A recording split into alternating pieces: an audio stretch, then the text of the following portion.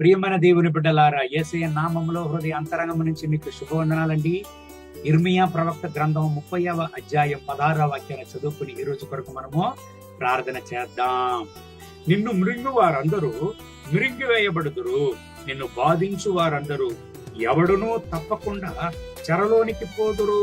నిన్ను దోచుకుని వారు దోపుడు సొమ్మగుదురు, నిన్ను అపహరించు వారందరినీ దోపుడు సొమ్ముగా అప్పగించెదను. అవును ప్రియమైన దేవుని బిడ్డలారా, ఈ దేవుని వాగ్దానం చూడండి. ఎన్నుకొనబడిన దేవుని ప్రజలైన ఇజ్రాయేలు ప్రజలకు ఇచ్చినటువంటి దేవుని వాగ్దానం ఇది. శత్రువుల చేత హీనంగా ఎంచబడి, ఎగతాళి చేయబడి, తక్కువగా అంచనా వేయబడిన పరిస్థితిలో దేవుని ప్రజలైన ఇజ్రాయేలు ప్రజలను దేవుడు ఇక్కడ బలపరుస్తున్నాడు. నిన్ను మృంగు వారందరూ మృంగు వేయబడుదురు అని దేవుడు వాగ్దానం చేస్తున్నాడు. నిన్ను అపహరించు వారందరినీ దోపుడు సొమ్ముగా నేను అప్పగించదనని దేవుడు వాగ్దానం చేస్తున్నాడు. ఈనాటికి ఈ దేవుని వాగ్దానం ఇజ్రాయేలు ప్రజలకు వర్ధిల్లుచున్నది.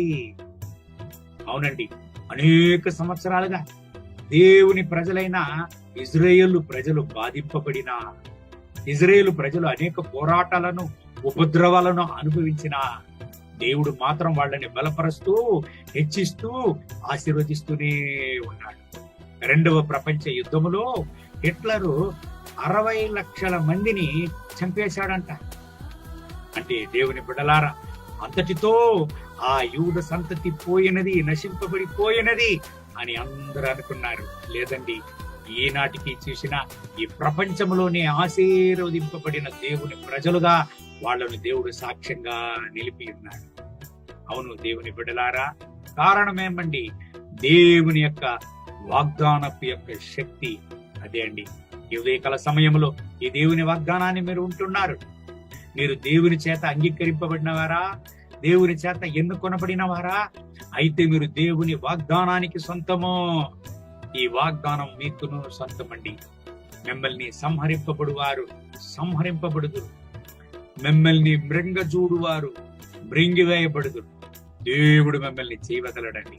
ఆపదల నుంచి, పోరాటాల నుంచి, బాధల నుంచి, వేదనల నుంచి, వ్యాధి నుంచి, అప్పుల నుంచి, మరణము నుంచి దేవుడు మిమ్మల్ని కాపాడును. ఇజ్రాయేలు దేవుడు కునుకడు, నిద్రపోడంట. ఏం చేస్తాడండి ఆయన? దేవుని బిడ్డలను కాపాడడమే ఆయన పని. ఈనాటికి నిన్ను కాపాడుతున్నాడు, నీ కుటుంబాన్ని కాపాడుతున్నాడు. అందుకే ఎన్ని మెట్టా పల్లాలు నీ జీవితంలో వచ్చినా ఆయన మాత్రం నిన్ను చేయవదలేదు. దేవుని బిడ్డలారా, చోలిపోవద్దు.